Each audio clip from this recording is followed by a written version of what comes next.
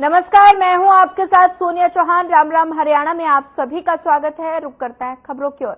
हरियाणा के सीएम नायब सिंह सैनी दिल्ली दौरे पर पहुंचे, जहां उन्होंने पीएम मोदी से मुलाकात की और मुलाकात सौहार्दपूर्ण वातावरण में हुई। दोनों के बीच चर्चा हुई और साथ ही हरियाणा के मुद्दों पर दोनों के बीच चर्चा हुई और चुनाव को लेकर भी चर्चा की गई।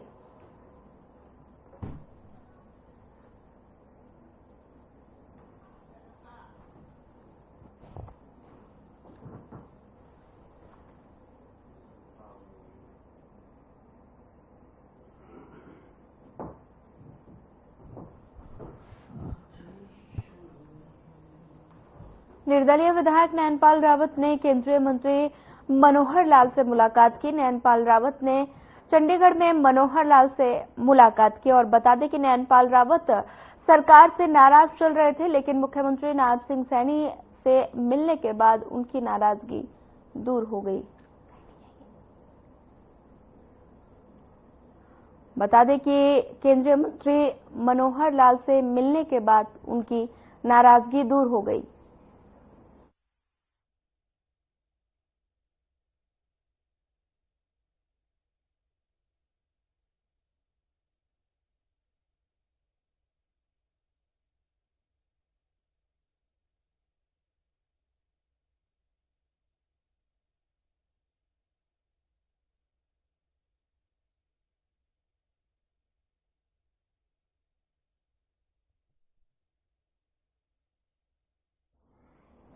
विधायक नैनपाल रावत ने की केंद्रीय मंत्री मनोहर लाल से मुलाकात। आप देख सकते हैं तस्वीरें, पुष्प गुच्छ देकर दोनों के बीच मुलाकात हुई और सरकार से नाराज चल रहे थे नैनपाल रावत और केंद्रीय मंत्री मनोहर लाल से मिलकर उनकी नाराजगी दूर हो गई।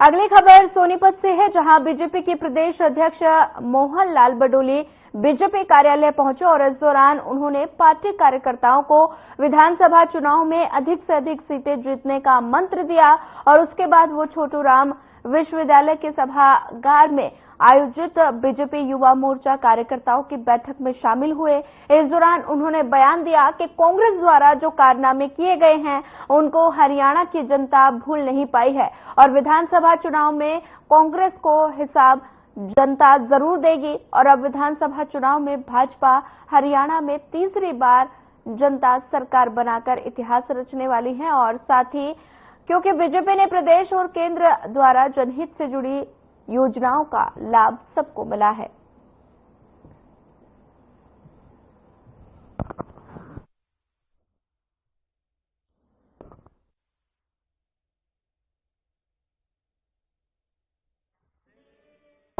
आने वाले इस चुनाव में हरियाणा प्रदेश की जनता कांग्रेस पार्टी को जो कांग्रेस के कारनामे हैं उनको भूली नहीं है, उसका हिसाब जनता देगी। और जो भारतीय जनता पार्टी की सरकार ने लगातार 10 वर्षों से काम किए वो जनता के सामने है और जब जब भी चुनाव हुए हैं भारतीय जनता पार्टी के पक्ष में लोगों ने मत देके उसको प्रमाणित करने का काम किया है। ये विधानसभा का चुनाव हरियाणा प्रदेश में तीसरी बार भी भारतीय जनता पार्टी की सरकार बनेगी और एक इतिहास हरियाणा प्रदेश की जनता रचेगी, क्योंकि गरीब कल्याण की योजनाएं जो इस सरकार ने लागू की हैं उनका लाभ जो सभी वर्गों को मिला है, चाहे महिला हो, चाहे किसान हो, चाहे युवा हो।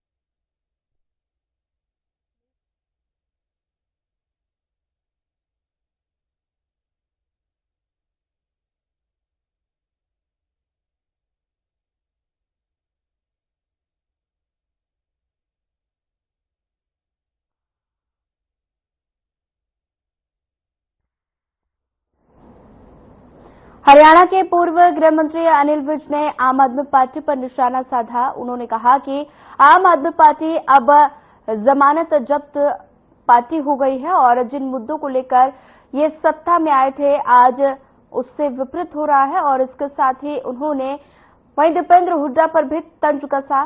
कहा कि बीजेपी के राज में एक एक पैसा बैंक खाते में जाता है और जिससे कि तकलीफ हो रही है और क्योंकि इनका खर्च चलना बंद हो गया है। आम आदमी पार्टी अब लगभग सारे देश की जमानत जब्त पार्टी बन गई है। अभी दिल्ली से भी लोगों ने इनको उखाड़ के फेंक दिया। पंजाब में भी उनको मनवांछित नतीजे नहीं मिले हैं। हरियाणा में भी उन्होंने बड़े जोर शोर के साथ अपना उम्मीदवार खड़ा किया था, वो यहां से हार गया है। आम आदमी पार्टी अब गई हुई चीज हो गई है। अब ये जो इनके किरदार सामने आए हैं, जिन मुद्दों को लेके ये लड़े थे और जिन मुद्दों को लेकर इन्होंने राजनीति में आए थे, जो अपनी सरकारें बनाई थी, उससे पूरी तरह यू टर्न हो चुके हुए हैं। दीपेंद्र हुड्डा जी बताएं, जनता को ठीक ठीक बताएं कि जो हमने पेंशन की है 3100, क्या वो लोगों को 25% मिल रही है? जो हमने और घोषणाएं की हैं, क्या वो उसका 25% मिल रहा है? केवल सारा नहीं मिल रहा। अरे तुम्हारा राज खत्म हो गया। हमारे राज में एक एक पैसा खाते में जाता है।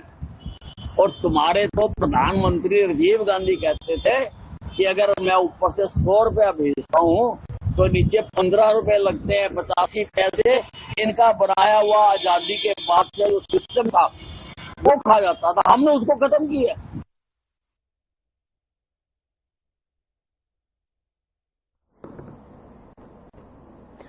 बहादुरगढ़ में एएसएल यानी अलाइड स्ट्रिप्स लिमिटेड कंपनी पर ईडी की रेड मामले में कंपनी प्रबंधन का बयान सामने आया।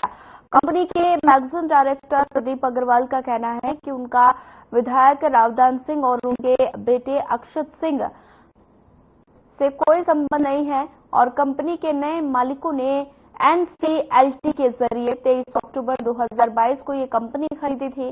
बैंक ने लोन नहीं चुकाने के कारण इस कंपनी की कुर्की की थी और जिसे बोली लगाकर नए प्रबंधन ने टेक ओवर किया था। इसलिए कंपनी के पुराने प्रमोटर महेंद्र अग्रवाल और साथी गौरव अग्रवाल के साथ साथ विधायक रावदान सिंह और उनके बेटे अक्षत सिंह के साथ कंपनी के नए प्रबंधन का कोई संबंध नहीं है।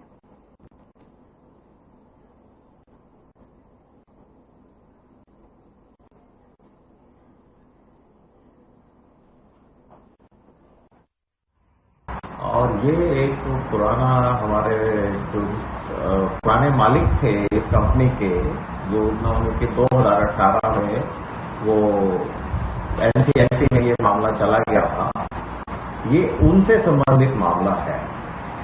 उससे पहले इन लोगों का कुछ बैंकों से लेन देन जो भी रहा है, जिसके लिए वो लोग इनके ऊपर केस कर रहे हैं, उसी के संबंधित में ये लोग आए हैं। हमारा इस सारी प्रक्रिया से कोई मतलब नहीं। हम लोगों ने इसको एनसीएलटी से खरीदा है, जिसके के अंदर हमारा पिछले कोई भी लेन देन से कोई मतलब नहीं।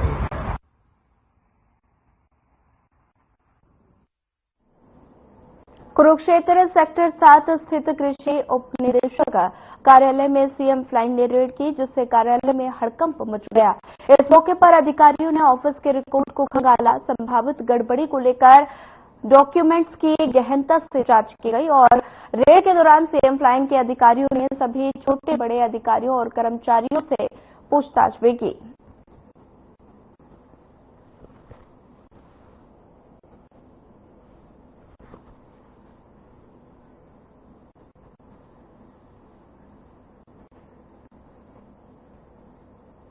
फरीदाबाद के बादशाह खान सिविल हॉस्पिटल में स्वास्थ्य ठेका कर्मचारी यूनियन के बैनर तले स्वास्थ्य कर्मियों ने अपनी मांगों को लेकर प्रदर्शन किया और घोषणा की कि अगर उनकी मांगों पर विचार नहीं किया गया तो आगामी 22 जुलाई को सीएमओ ऑफिस का घेराव किया जाएगा और उसके बाद जैसा यूनियन के नेता रणनीति बनाएंगे उसी अनुसार सरकार की ईंट से ईंट बचाने का काम किया जाएगा।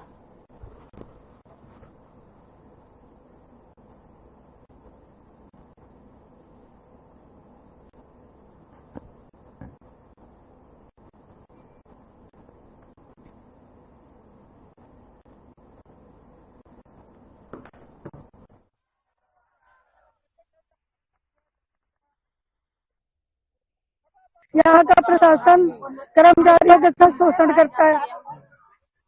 दूसरी चीज ये है कि हम इकट्ठा तो इसलिए हुए हैं कि हम इतने सालों से 10 साल, कोई 15 साल, कोई किसी को 20 साल हो रहे हैं यहाँ पे नौकरी करते हुए और एक अच्छे कर्मचारी हैं जिसमें 14-15 हजार रुपए सैलरी है।